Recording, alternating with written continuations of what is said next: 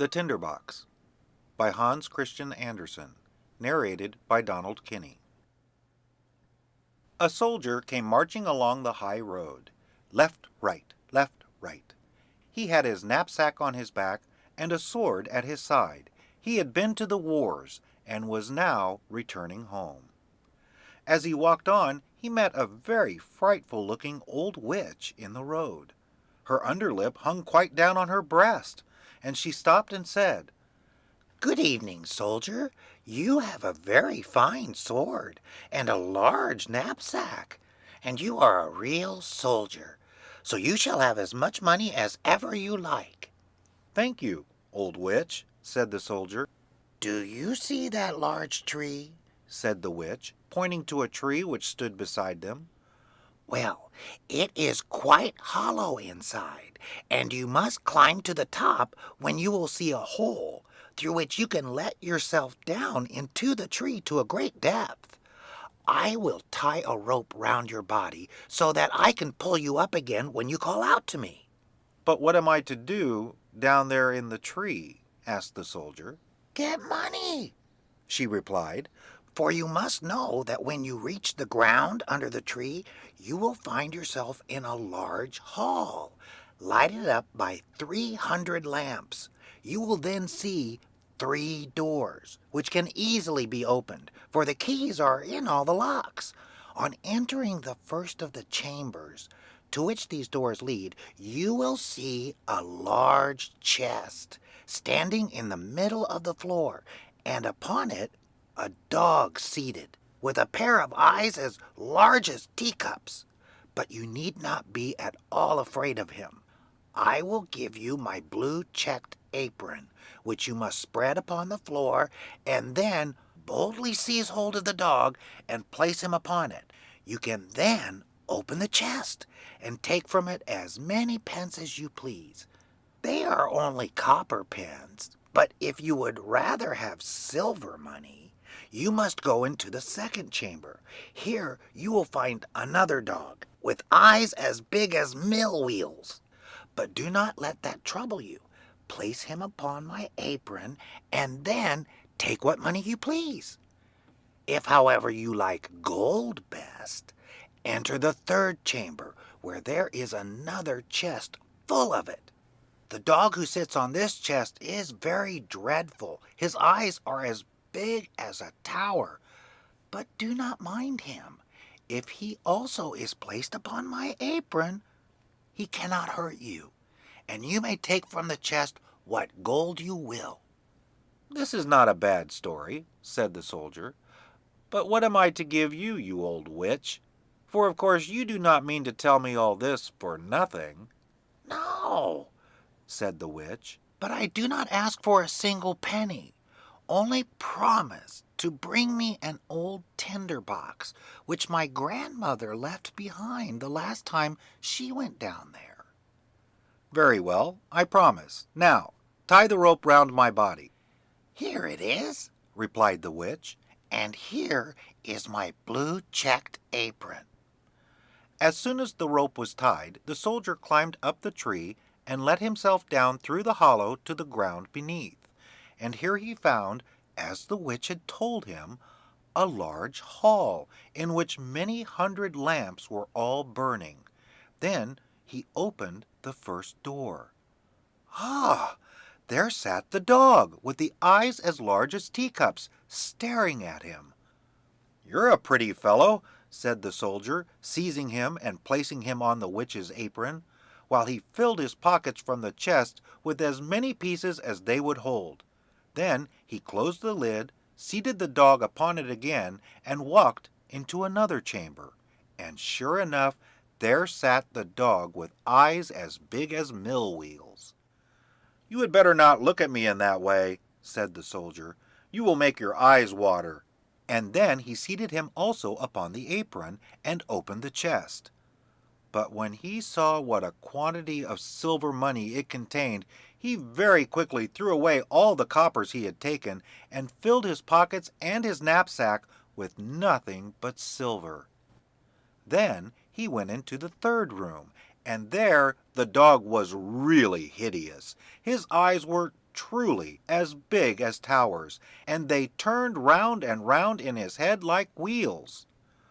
"Good morning," said the soldier, touching his cap, for he had never seen such a dog in his life. But after looking at him more closely, he thought he had been civil enough, so he placed him on the floor and opened the chest. Good gracious, what a quantity of gold there was, enough to buy all the sugar sticks of the sweet stuff women, all the tin soldiers, whips, and rocking horses in the world, or even the whole town itself. There was indeed an immense quantity. So the soldier now threw away all the silver money he had taken, and filled his pockets and his knapsack with gold instead.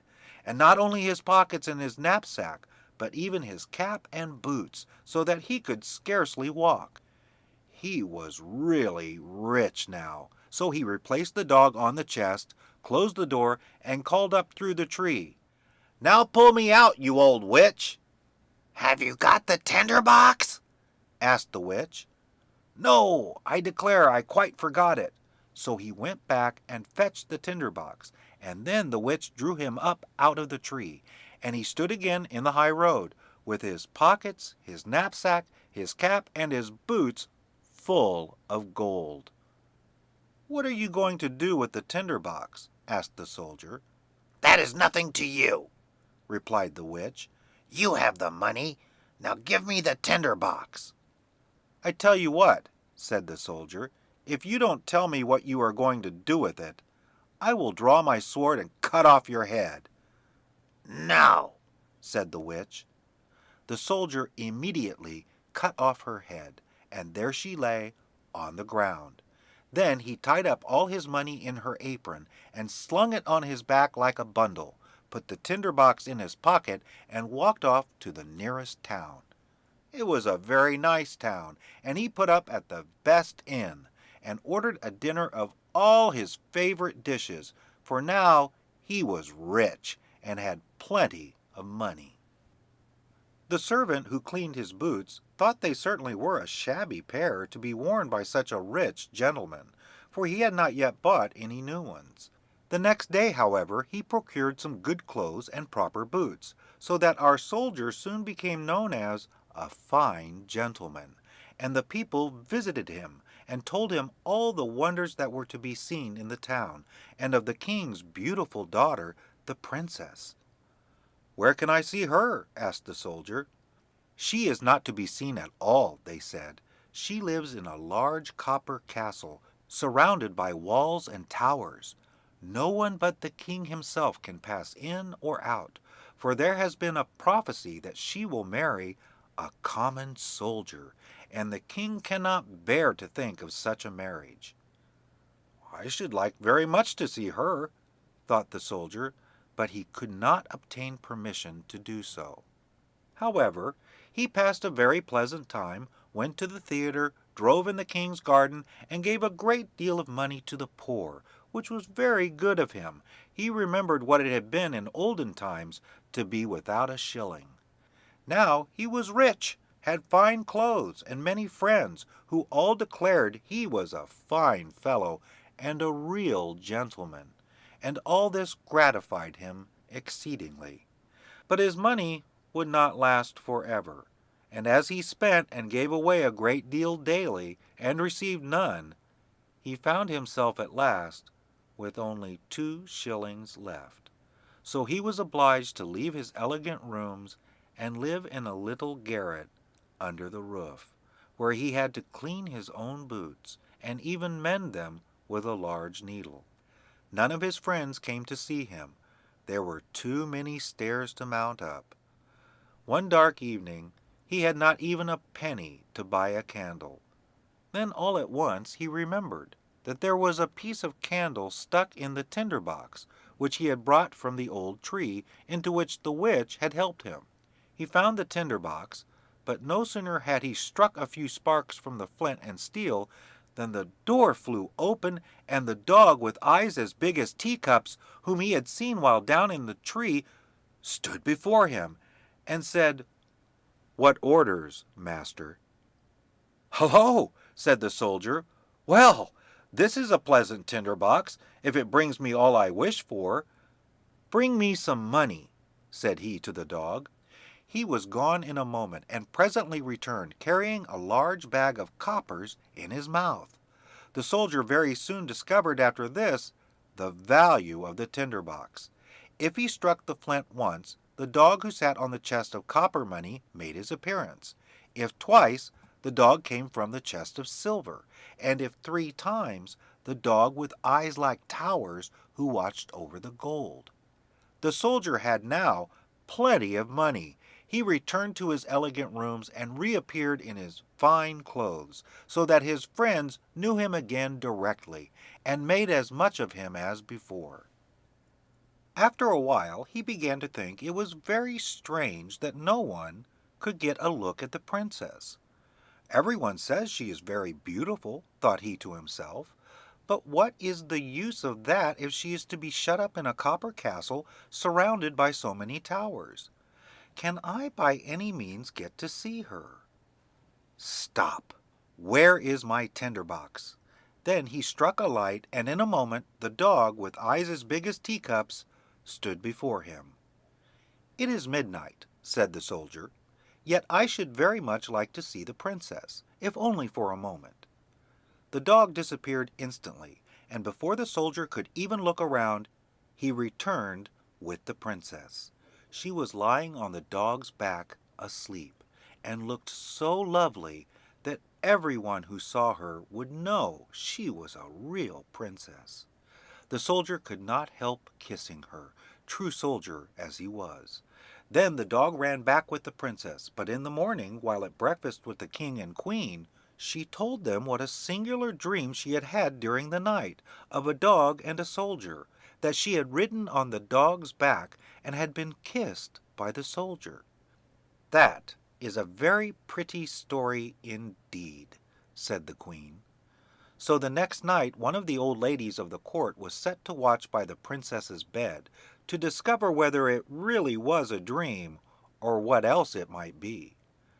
The soldier longed very much to see the princess once more, so he sent for the dog again in the night to fetch her, and to run with her as fast as ever he could.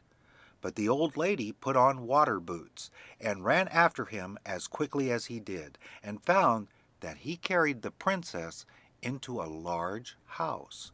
She thought it would help her to remember the place if she made a large cross on the door with a piece of chalk. Then she went home to bed, and the dog presently returned with the princess. But when he saw that a cross had been made on the door of the house where the soldier lived, he took another piece of chalk and made crosses on all the doors in the town, so that the lady in waiting might not be able to find out the right door. Early the next morning the king and queen accompanied the lady and all the officers of the household to see where the princess had been. "Here it is," said the king, when they came to the first door with a cross on it. "No, my dear husband, it must be that one," said the queen, pointing to a second door having a cross also. "And here is one, and there is another," they all exclaimed, for there were crosses on all the doors in every direction. So they felt it would be useless to search any farther. But the queen was a very clever woman. She could do a great deal more than merely ride in a carriage. She took her large gold scissors, cut a piece of silk into squares, and made a neat little bag. This bag she filled with buckwheat flour, and tied it round the princess's neck, and then she cut a small hole in the bag, so that the flour might be scattered on the ground as the princess went along.